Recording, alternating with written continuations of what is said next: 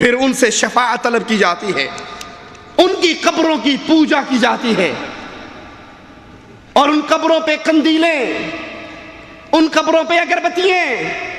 میں نے پاکستان میں ایک دربار کی وزٹ کی تو قبر کے اوپر پنکھا لگا ہوا، واللہ العظیم اپنی آنکھوں سے دیکھا، قبر کے اوپر پنکھا چل رہا ہے، گرمی ہے نا۔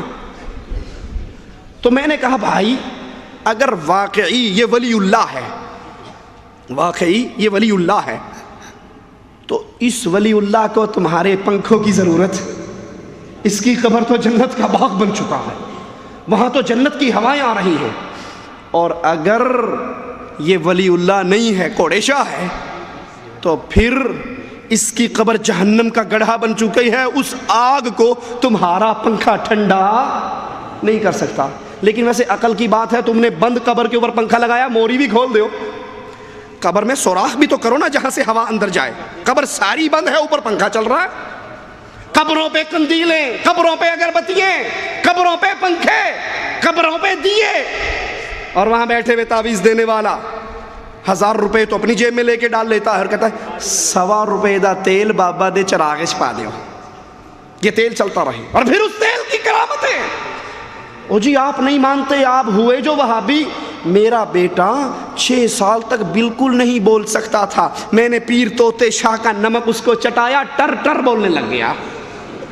ہماری پڑوسن کا بچہ بہرا تھا، ہم نے بابا کی درگاہ سے تیل لا کے اس کے کان میں ڈالا، وہ اتنا گندا اور میلا تیل ہوتا ہے، سننے والے کے کان میں ڈالو تو ڈورا ہو جائے گا، اور اس نے ڈورے کے کان میں ڈالا تو ٹھیک ہو گیا۔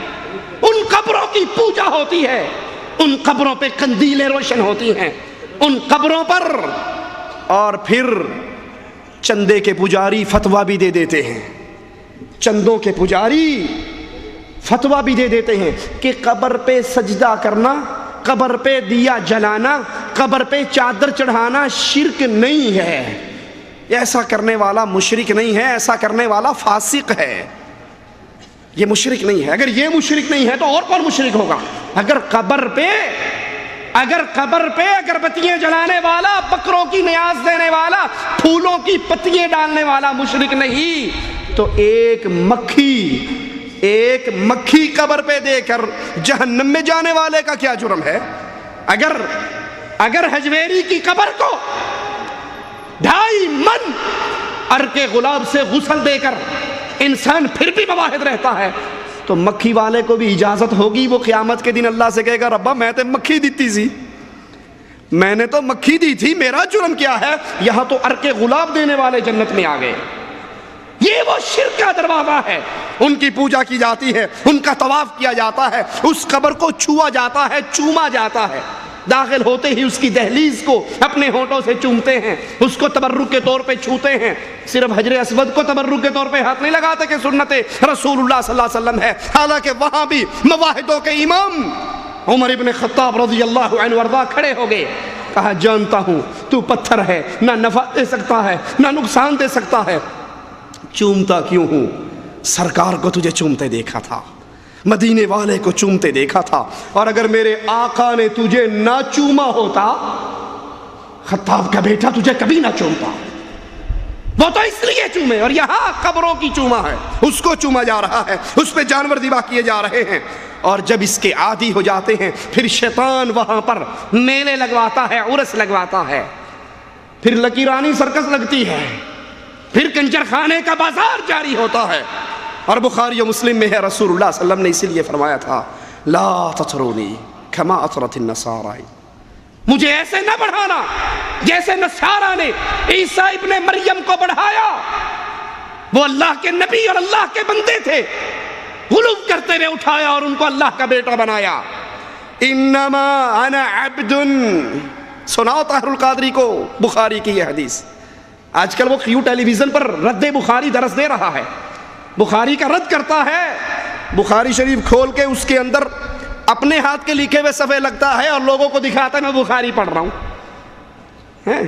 جیسے چھوٹے ہوتے بچے انگلش کی کتاب کا پیپر ہو اور کوئی کہانی مزیدار مل جائے، وہ کتاب کے اندر کہانی چھپا کے پڑھتے ہیں، ابو آ جائے بیٹا کیا کر رہے ہو؟ ابا جی انگلش کی کتاب پڑھ رہا ہوں، اندر کہانی پڑھ رہا ہے۔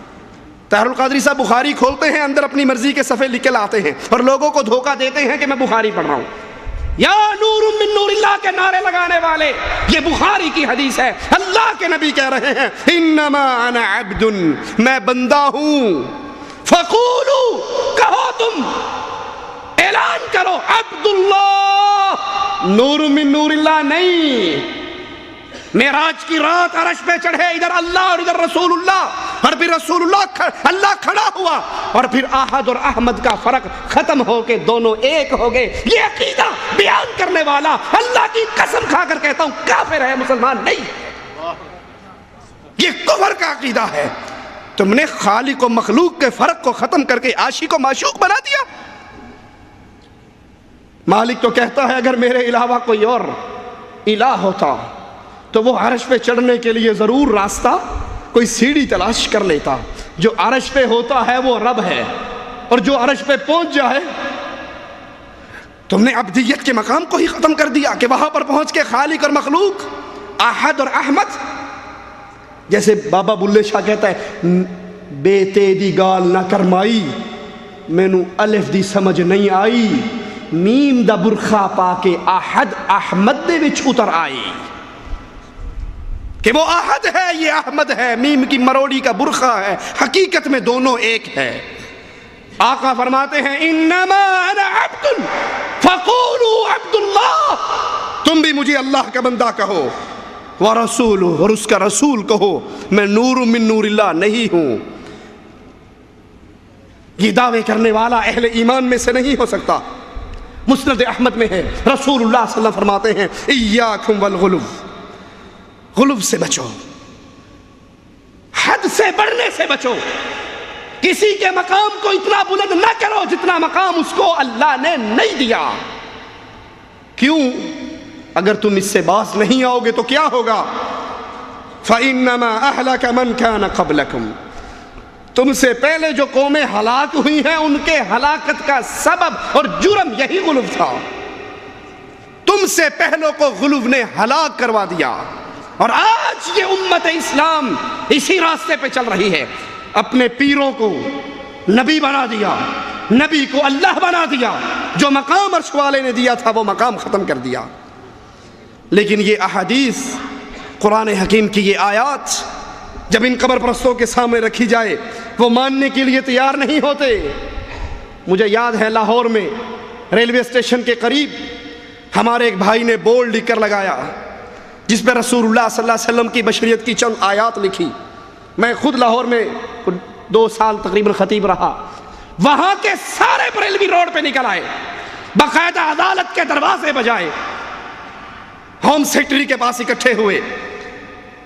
ہمارے اس ساتھی نے 4-5 تراجم قرآن پاک کے، تھانوی صاحب کا، احمد رضا صاحب کا، اور مختلف ترجمے ان کے سامنے رکھ دیے کہ حضرت یہ آیت کا یہ ترجمہ قرآن کی تراجم کی اندر موجود ہے، ہم نے تو وہاں سے لکھا۔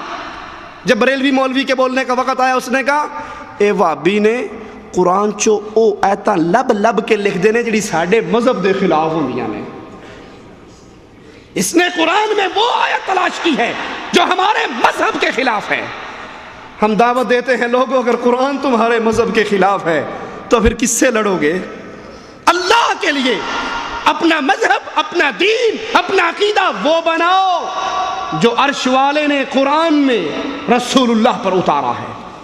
اس نے اپنے بندوں کو بندیت کا، عبدیت کا مقام دیا ہے، اس میں غلو کرتے ہوئے ان کو بلند نہ کرو۔